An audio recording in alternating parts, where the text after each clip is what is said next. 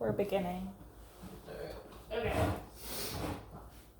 So, this first one is like exposure gain, not having like total control over things when some people like really need to be in control of what's going to happen next. We work on this. It's a one-word story, okay? We take turns telling a story, but each of us can only say one word per turn. Yeah. So we take a turn. So, let's see. Who's the character in our story, Vince? Let's say it's just some random schmo. Let's say Jeff. Jeff. Okay. So, you said Jeff. I'll say is A bad person. because He wants to kill everyone. and Everything. with. It's very that's not one word. Yeah, that's not a word. Don't control my story. With a pencil. So, did you think that story was going to end the way it did? no. No. We thought he was a nice, average, normal Jeff, right? Yeah. He was not. No. And it was still okay. It's teaching us no one's in control, and it's okay if it goes a different direction. Nothing bad happened. We're doing perfectly fine, right? Right. Awesome. Okay, so this next one is called the worry tree. Okay? The worry tree? Mm-hmm. Okay, interesting. I'm going to give you an example. Okay? Mm-hmm. Ty, a guy named Ty, was experiencing social anxiety. He viewed the world as a dangerous place, and he ignored his ability to cope with social situations when he was in different settings, like school, soccer practice, or sleepovers. Mm-hmm. The worry tree is introduced with a script, like the one I'm going to read to you, Alright. and then we complete it to try and label these fears and what's going on, and replace them with coping thoughts. Mm-hmm. So, what would I say to Ty? It seems like your worries are tricking you into believing the world is a dangerous place all the time and making you think that you can't cope with these social situations. This belief is the trunk of the tree. That's what you're thinking right now, that's your core. Yeah. Viewing the world this way leads to fears in different situations. The different situations are these branches, like school, soccer practice, everything like that. Those fears lead to negative thoughts that pop in your head when you think about and encounter these situations. Right. These are the leaves. Your thoughts are the leaves. And so when you're looking at all the leaves, you can't really see the truth to it. You think things like, the other kids will laugh at me, or I'll get hurt and I'll look stupid in front of the team, or the other kids will think I'm annoying or they won't like me. So what is one thing that you struggle with about worrying? What do you worry about? What do I worry about? Pretty mellow guy.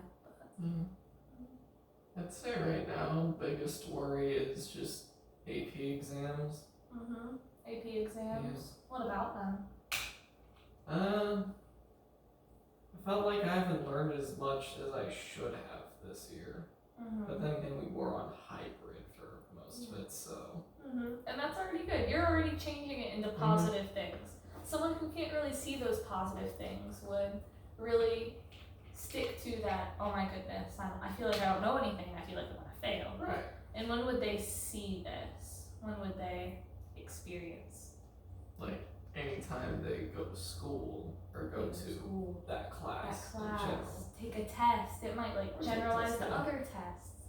So that's crazy. Thinking about those leaves that you might be thinking, oh, I can't do it, I don't know this, what's going on, I'm confused. It's not really gonna help you, is it? No. Not gonna help us. So when we think about things like, well, we were on hybrid, so it feels a little different this year. Right. We were still taught the whole year. Still did all my work. There's no reason why not. No reason why I can't pass. Right. You know? We just never know. And so structuring it into something more positive can really help us, right? Yeah. Cool. Okay. So this one's pretty cool. This one's called Echo, and it's about cognitive restructuring. Similar to what we just did, like negative thoughts and positive thoughts. Yes. So, do you remember how the Grinch stole Christmas? Of course. What happened when he started yelling at himself in the cave? Yelling at himself in the cave? And then he goes, "You're an idiot!" Oh yeah, and he like says back to himself, "You're an idiot." It echoes, right?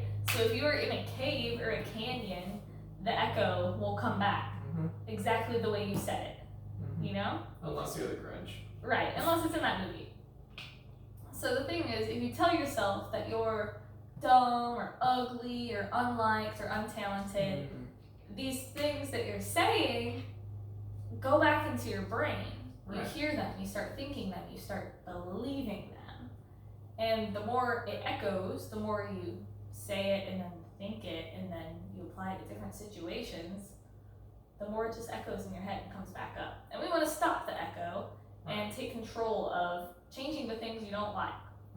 If you shout in your head more helpful statements, then the echoes will also be more helpful. You'll start to think of more positive things.